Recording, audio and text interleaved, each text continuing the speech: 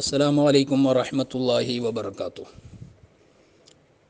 ബഹുമാനികളെ, അയാസ്വാനമൽ ഈദില്ലദീ സഫ ഹൗലഹു എന്ന് തുടങ്ങുന്ന ഈരടികൾക്ക് സ്വലാത്തും വ തസ്ലീമും വ അസ്കാ തഹിയ്യത്തി എന്നുള്ള ജവാബ് പറയണം എന്ന് ഒരു ഉസ്താദ് പറഞ്ഞു, പറയണ്ട എന്ന് മറ്റൊരു ഉസ്താദും കൂടി പറഞ്ഞു. എന്താണ് സത്യാവസ്ഥ എന്നാണ് നമ്മുടെ ഗ്രൂപ്പിൽ ബഹുമാനപ്പെട്ട ഉമർ മുസ്ലിയാർ കൊടുവള്ളി ബഹുമാനപ്പെട്ടവർ ചോദിച്ചത്, ഉമർ ഉസ്താദ്. അപ്പോൾ രണ്ട് വിധത്തിലാണ് ഇവിടെ അവർ പറഞ്ഞതായിട്ട് അവിടെ ചോദ്യകർത്താവ് വിശദീകരിച്ചത്.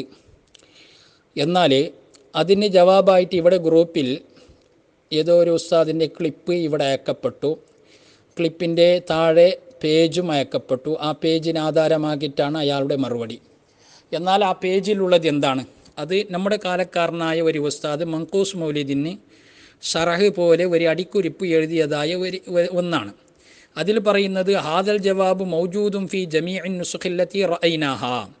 നമ്മൾ കണ്ട എല്ലാ കോപ്പികളിലും സ്വലാത്തും വ തസ്ലീമും അസ്കാ തഹിയ്യത്തി എന്നുള്ള ജവാബ് അയാസ്വാനമൽ ഈദില്ലദീ സഫ ഹൗലഹു എന്നുള്ള ബൈത്ത് തുടങ്ങുന്നതിന് മുമ്പ് രേഖപ്പെടുത്തപ്പെട്ടിട്ടുണ്ട്. അതന്നെ വലിയ തെളിവാണ്. അങ്ങനെ ഉണ്ട്.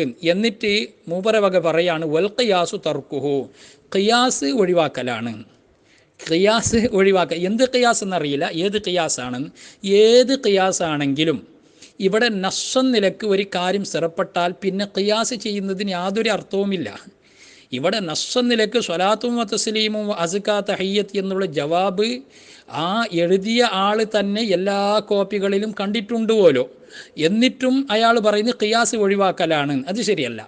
നസ്സൻ നിലക്ക് ഒരു കാര്യം സ്ഥിരപ്പെട്ടാൽ പിന്നെ അതിനെതിരെ ഖിയാസ് ചെയ്യുന്നത് അപ്രസക്തമാണ്. വൽ ഖിയാസു ലൈസ ഫീ മഹല്ലിഹി. അതാണ് അതിനെപ്പറ്റി പറയാനുള്ളത്. മറ്റൊന്ന്, ആ എഴുതിയ ആൾ, അവിടെ അടിക്കുറിപ്പ് എഴുതിയതായ ആൾ ഖിയാസ് ചെയ്യുന്നത് ഏതിനോടാണ്? കമാഫി അൽഹംദുലില്ലാഹില്ലദീ അഅ്താനി ഇലഹ്, അതിനോടാണ് ഖിയാസ് ചെയ്യുന്നത്. അതിനോട് ഖിയാസ് ചെയ്യുന്നത് ഖിയാസും മഅൽ ഫാരിഖാണ്. ഖിയാസ് തന്നെ പറ്റൂല. ഖിയാസ് ചെയ്താൽ തന്നെ ഖിയാസും മഅൽ ഫാരിഖാണ്. കാരണം അവിടെ ജവാബ് എഴുതപ്പെട്ടിട്ടില്ല. സുബ്ഹാന മൗലിദിൽ ആ ഈരടികൾ പറയുമ്പോൾ അവിടെ ജവാബ് രേഖപ്പെടുത്തിയിട്ടില്ല. അതുകൊണ്ട് ജവാബ് പറയാറില്ല. ഇവിടെ ജവാബ് എഴുതിയിട്ടുണ്ട്, അതുകൊണ്ട് ജവാബ് പറയുന്നു. മനസ്സിലായില്ലേ? മറ്റൊരാൾ പറഞ്ഞത് അവിടെ വിഗ്രഹത്തിൻ്റെ മദ്ഹ് പറയാറുണ്ട്. എവിടെയാണ് വിഗ്രഹത്തിൻ്റെ മദ്ഹ് പറയാറുള്ളത്? ഒരിക്കലും വിഗ്രഹത്തിൻ്റെ മദ്ഹ് പറയാനല്ലല്ലോ മങ്കൂസ് മൗലിദ് ഉണ്ടാക്കപ്പെട്ടത്. മങ്കൂസ് മൗലിദ് ഉണ്ടാക്കിയത് ആദരവായി തിരുദൂതർ സല്ലല്ലാഹു അലൈഹി വസല്ലമ തങ്ങളുടെ മദ്ഹ് പറയാനാണ്. അയാസ്വാനമൽ ഈദില്ലദീ സഫ ഹൗലഹു സനാദീദു മിൻ വഫദിൻ ബഈദിൻ വമിൻ ഖുർബി എന്ന് പറയുന്ന സനാദീദു ആ ബൈത്തുകൾ, തനക്കസ്സമഖുലുമൻ തുടങ്ങുന്ന ബൈത്തുകൾ ആദരവായി തിരുദൂതർ സല്ലല്ലാഹു അലൈഹി വസല്ലമ തങ്ങളുടെ ജന്മദിനത്തിൽ സഹസ്ര കാലങ്ങൾക്ക് മുമ്പ് ആരാധിക്കപ്പെട്ടിരുന്ന വിഗ്രഹങ്ങളെല്ലാം തലകുത്തി വീണു എന്ന് പറയുന്ന ആ ഈരടികൾ അത് വിഗ്രഹത്തിൻ്റെ മദ്ഹ് അല്ലല്ലോ. അർത്ഥം ചിന്തിച്ചാൽ പോരെ. അവിടെ വിഗ്രഹത്തിൻ്റെ മദ്ഹ് അല്ല, ബിംബത്തിൻ്റെ മദ്ഹ് പറഞ്ഞതല്ല. അത് റസൂലുള്ളാഹി സ്വല്ലല്ലാഹു അലൈഹി വസല്ലം തങ്ങളുടെ മദ്ഹാണ്. തങ്ങളുടെ മദ്ഹ് പറയുമ്പോൾ സ്വലാത്ത് പറയേണ്ട മഹല്ലാണ്. നബി സല്ലല്ലാഹു അലൈഹി വസല്ലം തങ്ങളുടെ പേര് പറയുമ്പോൾ സ്വലാത്ത് പറയണം. നബി സല്ലല്ലാഹു തങ്ങളുടെ പേരിലേക്ക് മടങ്ങുന്ന ലമീർ മടക്കുമ്പോൾ ലമീർ കേൾക്കുമ്പോഴും സ്വലാത്ത് പറയണം. ഔസാഫുകൾ കേൾക്കുമ്പോഴും സ്വലാത്ത് പറയണം. യഥാർത്ഥത്തിൽ ഇവിടെ ഉള്ളിലൂടെ മദ്ഹാണ്, മദ്ഹിൻ്റെ വസ്ഫുകളാണ് അവർ വിവരിക്കപ്പെടുന്നത്. അതുകൊണ്ട് സ്വലാത്ത് പറയേണ്ട മഹല്ല് തന്നെയാണ്. അതുകൊണ്ടാണ് മങ്കൂസ് മൗലിദിൻ്റെ കോപ്പികളിൽ അതിനെ രേഖപ്പെടുത്തപ്പെട്ടത്. എന്നെ രേഖപ്പെടുത്തിയിട്ടില്ല എന്ന് ഇനി ആരെങ്കിലും പറയുമോ എന്നറിയില്ല. കണ്ട ഇതുവരെയുള്ള എല്ലാ കോപ്പികളിലും അങ്ങനെ രേഖപ്പെടുത്തിയിട്ടുണ്ട്. പുതിയ അച്ചടിയന് അതിനെ വിട്ടിട്ടോ കട്ടിട്ടോ അച്ചടിക്കുവോ എന്നറിയില്ല. അതോടുകൂടി ഇത് വഹാബിസം പണ്ടേ പറയുന്നതാണ്. അവിടെ ജവാബ് പറയുന്നത് ശരിയല്ല, അത് ഓർമ്മത് ഈ കുഞ്ഞാടുകൾക്ക് അറിയാത്തതാണ്. അവരും ജവാബ് പറയാറുണ്ട്, ഈ മൊയ്ലാന്മാർ പറഞ്ഞു കൊടുക്കാറില്ല. ഇപ്പം മുജാഹിദീങ്ങൾ എന്ത് പറയാൻ തുടങ്ങുമെന്നറിയോ? നോക്കി, ഞങ്ങൾ പറഞ്ഞതുപോലെ സുന്നികൾ തിരുത്താൻ തുടങ്ങി. എന്നെപ്പോലെയുള്ളവരൊക്കെ ഇത്രയും വിഷയങ്ങൾ പറഞ്ഞ വലിയ വലിയ പ്രശ്നമാവില്ല. വലിയ പേരിൽ അറിയപ്പെടുന്ന, സമൂഹത്തിൽ വലിയ ആളാണെന്ന് കരുതപ്പെടുന്ന ചില ആൾക്കാരൊക്കെ ഇത്രയും കാര്യങ്ങൾ പറയുമ്പോൾ പിന്നെ അവർ ക്ലിപ്പാക്കിയിട്ട് ഇതാ നമ്മൾ പറഞ്ഞ സ്ഥലത്തേക്ക് സുന്നികൾ എത്തി എന്ന് പറഞ്ഞിട്ട് നമ്മളെ ആക്ഷേപിക്കും. അല്ല, അവർ ആക്ഷേപിച്ചാലും ആക്ഷേപിച്ചില്ലെങ്കിലും നമുക്ക് പ്രശ്നമല്ല. അവരുടെ വാക്കുകൾ പുല്ലാണ്. അവർക്കുള്ള ദഅവകൾ ലൈസ ഷൈഉൻ മദ്കൂറേ അല്ല. ഞാൻ പറഞ്ഞതാണ്, ഏണി വെച്ച് കൊടുക്കുന്ന പരിപാടി നമ്മുടെ ഭാഗത്തിൽ നിന്നുണ്ടാകാൻ പാടില്ല എന്ന്. അങ്ങനെ നോക്ക്, അവിടെ ജവാബ് പറയുന്നു. ജവാബ് എന്തിനാ പറയുന്നത്? സ്വലാത്തും വ തസ്ലീമും അസ്കാ തഹിയ്യത്തി അലൽ മുസ്തഫൽ മുഖ്താരിന്ന്, മുത്തുനബിയുടെ മേലാണ് സ്വലാത്ത് പറയുന്നത്. കൂലി കിട്ടുമോ? കൂലി കിട്ടുമെങ്കിൽ പിന്നെ ഒഴിവാക്കേണ്ട ആവശ്യകത എന്താണ്? കൂലി കിട്ടൂലേ? എന്തുകൊണ്ട് കൂലി കിട്ടൂല എന്ന് പറയണം. അലൽ മുസ്തഫൽ മുഖ്താരി എന്നല്ലേ പറയുന്നത്, അലസ്സനമി എന്നല്ലല്ലോ പറയുന്നത്.